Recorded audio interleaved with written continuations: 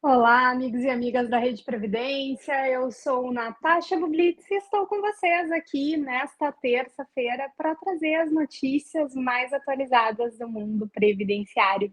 E eu quero começar trazendo para vocês uma grande notícia. Hoje é aniversário da nossa apresentadora Lisiane Guerin, que apresenta aqui o Previdência hoje em 10 minutos nas quintas-feiras e também está ao meu lado no Mulheres e Previdência.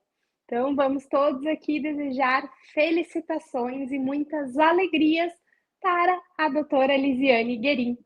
E quem não assistiu Mulheres e Previdências, que foi o ar na sexta-feira, nós tratamos sobre mídias sociais, a advogada previdenciária e as mídias sociais. Tema super pertinente nos dias atuais. Então fica aqui o convite para quem não conseguiu acompanhar ao vivo para assistir. O vídeo ficou gravadinho aqui no canal da Rede Previdência.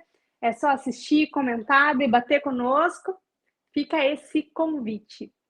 E hoje o que eu quero trazer para vocês são duas notícias muito pertinentes dessa semana.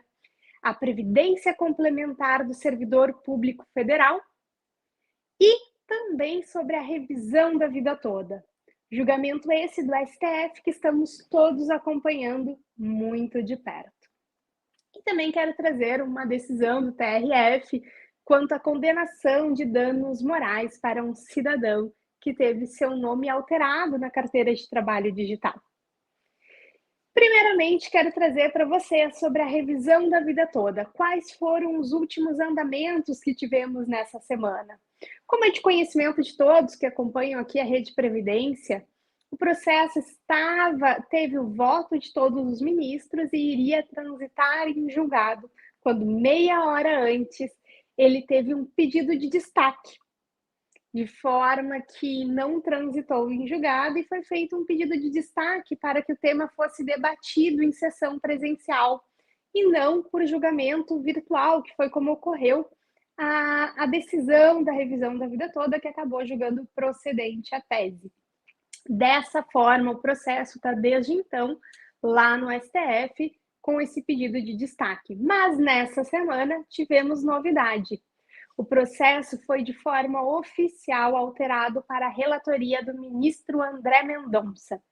O ministro que está na vaga do antigo ministro, que agora está aposentado, Marco Aurélio, que foi o relator da tese da vida toda e que julgou favorável a essa tese.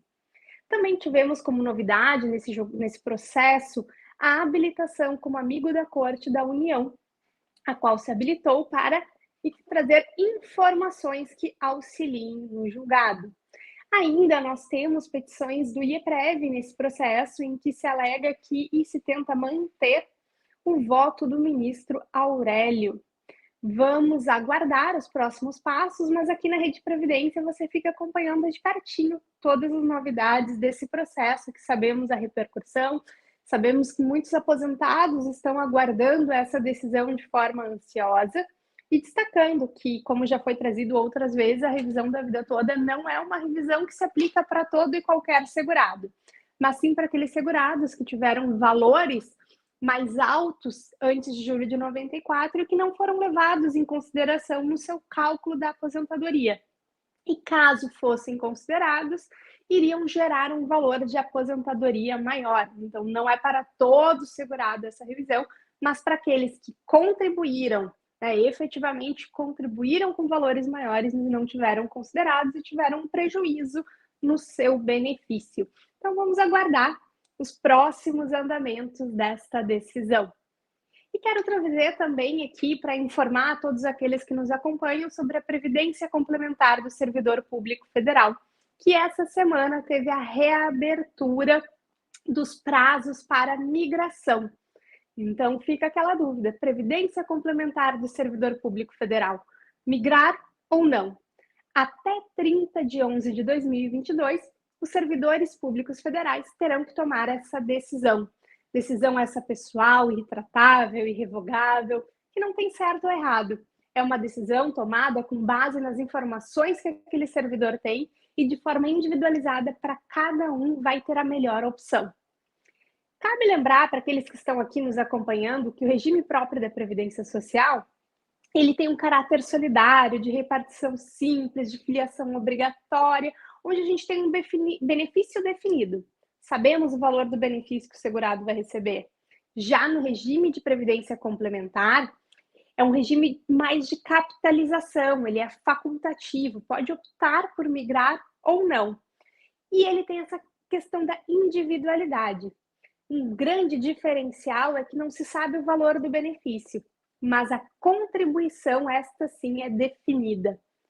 O que se sabe é que o custeio ele vai ter uma relação direta com o valor do benefício. O saldo da conta do servidor ele vai ser o resultado do seu esforço competitivo, do seu esforço contributivo. Então, neste caso, nós temos essa grande diferença entre o regime próprio e o regime de previdência complementar.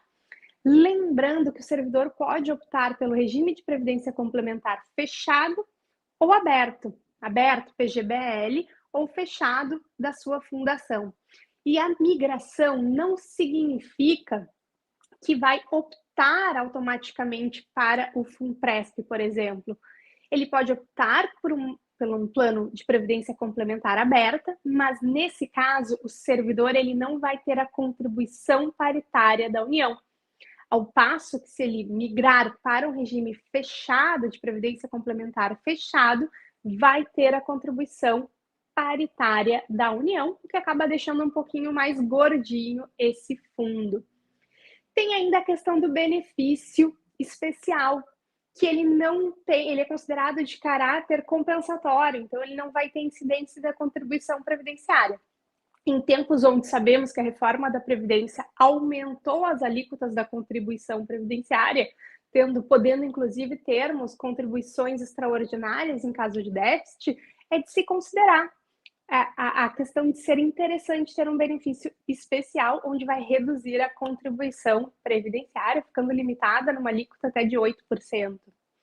Ainda tem a possibilidade de aderir como ativo alternativo, ou seja, não está se migrando, mas é possível aderir para os benefícios de morte e invalidez, esses benefícios de risco. Então, o servidor tem várias opções. E trazendo também a opção que quando o servidor migra para a Previdência, né, para o regime de previdência complementar, ele pode ter a contribuição definida para o valor da sua futura aposentadoria, mas para os benefícios de risco de morte e invalidez, ele vai ter um benefício definido.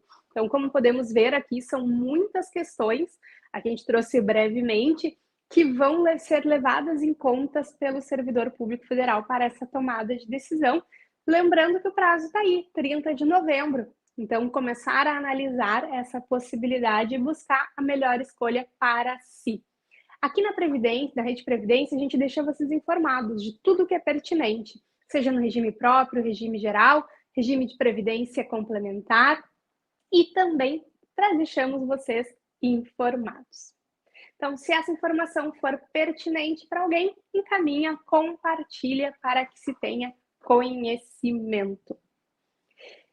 E logo mais teremos um vídeo do Dr. Ricardo, que vai trazer aqui algumas informações de algumas instituições e locais que vocês podem auxiliar e contribuir. Lembrando que durante as últimas semanas, devido à grave chuva, né, que nas consequências da chuva que tivemos em Recife, nós tivemos muitas pessoas que foram atingidas e sofreram algumas perdas. Então, levar em consideração essas informações para contribuir. A Rede Previdência fica aqui, contribua, compartilha